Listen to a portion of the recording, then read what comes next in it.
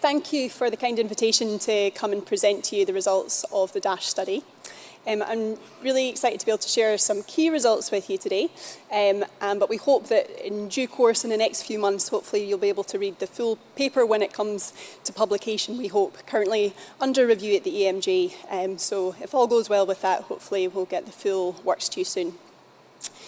So by way of background, acute aortic syndrome, which comprises the diagnoses of aortic dissection, type A and B, intramural hematoma, or a penetrating aortic ulcer, is rare but high stakes. The diagnosis is a challenge, and due to the ways it can masquerade itself amidst a constellation of lots of different symptoms that are really common presenting complaints to our emergency departments. It's not always thought about. Diagnosis is often delayed, which leads to increasing mortality. The gold standard investigation is CT aortogram, but clearly scanning every patient with symptoms potentially attributable to acute aortic syndrome, that being chest pain, back pain, abdominal pain, syncope, or a perfusion deficit, is not a feasible approach given the low diagnostic yield, the high cost implications, and the radiation burden. Clinicians therefore need to use CT aorta selectively. There's not yet a validated clinical decision tool to help in this process in an undifferentiated ED population. The aims of the DASH study were to describe the characteristics of ED attendances with possible acute aortic syndrome based on their presenting symptoms, and to assess existing clinical decision tools and clinical gestalt and use of CT aorta in an all-comer cohort of patients, with a view to informing future research in this area. We looked at 4 existing clinical decision tools. I don't have time to go through them all in detail in this presentation, but feel free to have a look on your own later. These were the Aortic Dissection Detection Risk Score, or more commonly known as ADDRS, and that's available on MD-Calc. The Canadian Clinical Practice Guideline,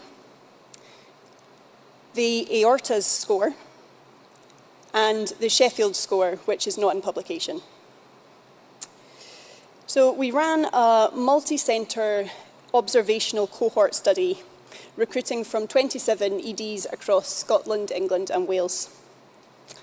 Centres could choose their duration of recruitment, so between 2 and 40 days during a period in autumn 2022. But during this period, we were keen that consecutive recruitment took place. So any adult patient who presented to the EDs with symptoms that were new onset and potentially attributable to acute aortic syndrome, we defined that as being chest pain, back pain, abdominal pain, syncope, or a perfusion deficit, were recruitable.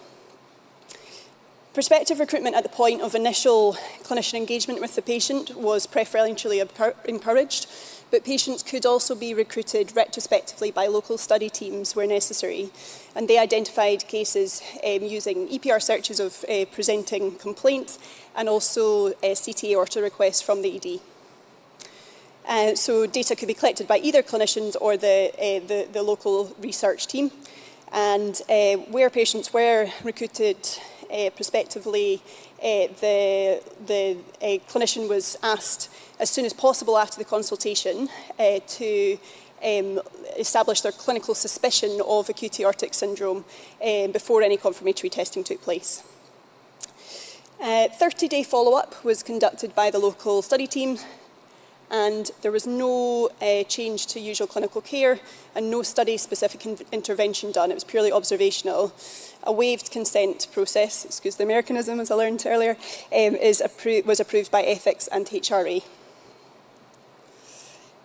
So clinicians could scan a QR code, which automatically took them to REDCap database, and they could contemporaneously enter information into an electronic CRF, as shown on the screen.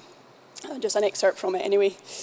In addition to clinical information about the patient and their presentation, we, as I mentioned earlier, also asked about clinical suspicion of acute aortic syndrome. So that was first of all on a yes-no basis, then on a likelihood rating between 0 and 10, and we also asked, is it the most likely diagnosis, yes or no? This information was recorded, as I said, contemporaneously as possible after review of the patient to avoid bias. These were study endpoints, so we looked at the proportion of patients in whom the ED clinician thought that acute aortic syndrome was a potential diagnosis, who did have confirmed acute aortic syndrome, and conversely, the proportion in which it was not thought to be a possible diagnosis, who went on to have it. We looked also at the tests, to test characteristics of clinical acumen or gestalt, the ADDRS score, aorta score, the ones I mentioned earlier, and also D-dimer, both individually and in combination. And we looked at CT and CT aorta ordering and positivity rate. A few other endpoints is listed there, but you can have a look at them on the screen. So moving on to results now. We recruited 5,548 patients from across the 27 EDs, with 2,037 of these being recruited prospectively. As I mentioned earlier, we really did encourage prospective recruitment, but we were also keen that out-of-hours patients were not missed. It's important to have as representative a snapshot of our whole ED population as possible, so we did allow for retrospective recruitment where it was needed. Here we can see the demographics of our patient cohort. So the median and mean age was 55, and we had an almost even split of the sexes. And the median time from symptom onset to ED presentation was 12 hours.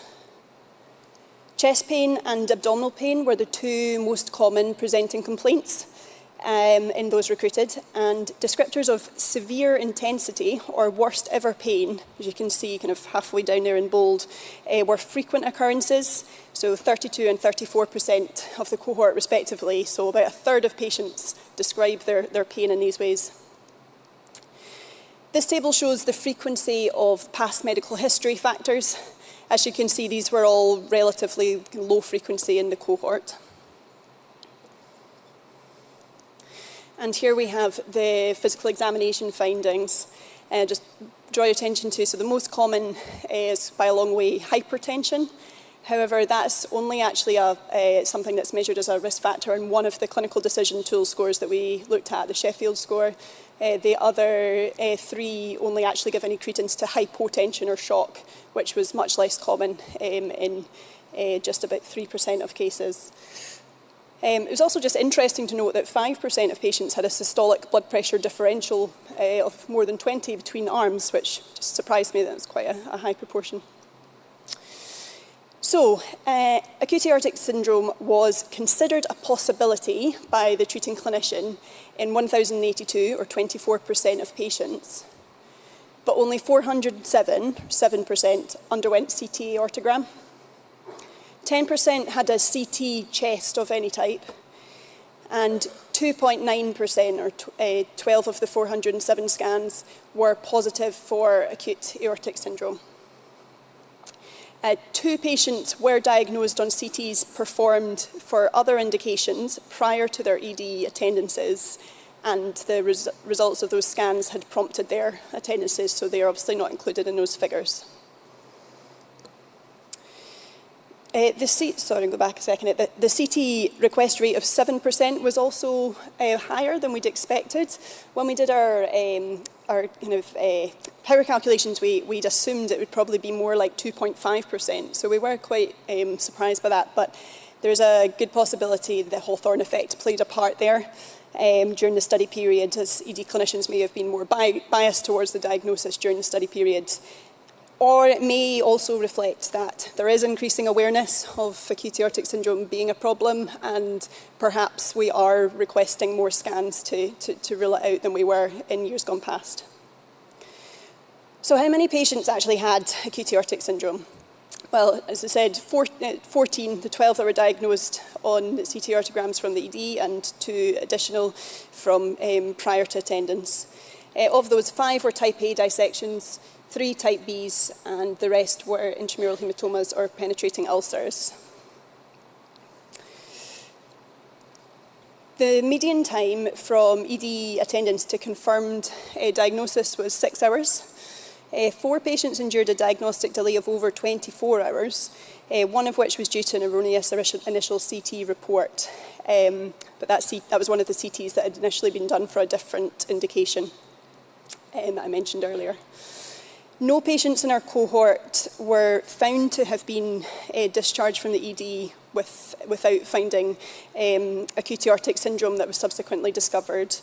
However, data on the follow-up was not complete and limited also by the fact it was impossible to capture patients who it was never thought about who died in the subsequent 30 days with no post-mortem or imaging done at any point. Clinical decision tools were looked at for diagnostic accuracy, taking a confirmed acute aortic syndrome diagnosis on imaging as the reference standard. So the table here, as you can see, tells us the area under the ROC curve for each tool on its own, the D-dimer on its own, and also ED clinical kind of likelihood rating or gestalt. I'll let you take those figures in. As you can see, the top scoring one there would be the gestalt, and then Canadian clinical practice guideline coming in second. However, the low prevalence of acute aortic syndrome in our cohort of patients means we do need to be cautious about interpreting these results and comparing their performance against each other alone. None of the scores reached sufficient sensitivity for clinical use to be safe in clinical use in the cohort. You'll note that the area under the curve for ED clinician likelihood is very impressive compared to the clinical decision tools, but we also need to interpret this with caution. Partly because this area under the curve ROC score was calculated based on an ordinal score, so it's a lot of a wider range compared to the other clinical decision tools. Also, there was a higher proportion of missing data in the Gestalt category, 26% compared to just between 4 and 7% for the other tools. And finally, as I mentioned earlier, the Hawthorne effect may have contributed to that during the study period. When looking at the ADDRS and the Canadian clinical practice guidelines in particular, when combined with D-dimer, you can see the sensitivity and specificities on the screen. We do lose a lot of veracity here due to a significant amount of missing data, especially as only 716 of the total cohort of 5,500 patients had a D-dimer measured, and of the 14 positive cases of acute aortic syndrome, only 7 had had a D-dimer measured. These results do need to be interpreted with significant caution in view of that, and there is further work to be done in establishing more reliable figures. However, we did see that there was improvement in the performance of these scores when D-dimer was added based on the results we have. And as you can see, when you use a lower threshold, so a score of greater or equal to 1 rather than 2, you have a much better sensitivity, so safer, but at the loss of specificity, as you'd expect. Something worth noting as well is that the Canadian clinical practice guideline and ADDRS and aorta score all include severe intensity or worst ever pain as a way to score 1 point. And if you remember what I said earlier, a third of the patients in our cohort reported that symptom, so they would have all got, at least a third of them would have got a score of 1 or more on that. So we need to kind of look at how we can further refine which of these patients need scans, because clearly they don't all have the diagnosis. Returning to the issue of clinical gestalt, we earlier considered the possible reasons for its impressive performance compared to the decision tools. On this note, it's just worth considering that when we asked the clinicians whether it was the most likely diagnosis, as you can see there, yes was the answer for 151 cases, but the sensitivity of response to that question was only 45%, so it's not the golden bullet. Also, on the same note, in the possible or not possible category, 2 cases where the initial treating clinician thought it was not possible did go on to subsequently have a diagnosis of acute aortic syndrome. Nevertheless, our results do suggest that ED clinician gestalt could be a useful measure in addition to a clinical decision tool. Currently, only the Canadian guideline uses gestalt as part of it, and it did perform relatively better than the other ones, so there's maybe something there. So where they felt it wasn't likely, these were the diagnoses that clinicians thought were most likely. So ACS, musculoskeletal chest pain, and that classic dissatisfying ED diagnosis of non-specific chest pain. 40% of all the CT scans done detected alternative diagnoses, and the top two were PE and pneumonia. So considering the strengths of the DASH study, we need to see that, just consider that all the previous studies looking at clinical decision tools and looking at this question have used patients who have already been selected to undergo CT aorta, whereas we have included everyone presenting with potential acute aortic syndrome symptoms, which illustrates better the real-world management and the difficulty facing ED clinicians and the limitations of methods in selecting patients for scan. Also, despite the extreme pressures facing emergency departments up and down the country, we're proud to maximise recruitment and get a really good large cohort of patients, which hopefully will maximise generalisability and be able to shape some future research in this area. Some limitations certainly to acknowledge as well. Retrospective recruitment of around half our patients led to missing Gestalt data. D-dimer and CT scans were only available if they were requested, so that led to difficulty generating results based on D-dimer, etc. And there was potential for missed cases, as I alluded to earlier. Just another note as well is that we calculated and applied the clinical decision tool scores during analysis of the data, but any study actually kind of more definitively looking at these scores would need to do it at the time of decision making in the ED rather than at analysis.